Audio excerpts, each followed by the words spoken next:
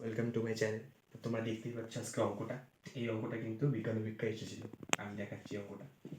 এখানে বলেছে এর উৎপাদকগুলি, যেমন 10-এর উৎপাদক, এটা হয় 5 আর 2, এটাকে যোগ করলে হয় 5 + 2 = 7।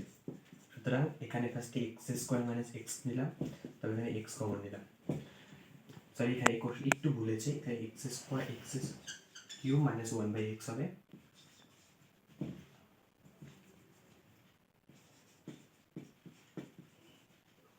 x ফার্স্টে কমন নিবা, x² - 1। দেখতে পাচ্ছেন a² - b² ফর্মুলা লাগছে। তো a² - b² ফর্মুলা কি? a + b * a - b। তাহলে এখানে ফর্মুলাটা ইউজ করছি x + 1 * x - 1। এখানে অনেকের ভুল হয়, এই দুটাকে গুণ করে ফেলে। কখনো এটা গুণ করা যাবে না। এই তিনটাই উৎপাদক, সুতরাং তিনটাকেই প্লাস করতে হবে, তিনটাকেই প্লাস। সুতরাং উৎপাদকগুলি সমষ্টি কত হবে? x + x + 1 + x - 1। 1 1 কেটে গেল, সুতরাং 3x। এই যে x, এই তিনটে x যোগ হলে 3x হয়ে গেল।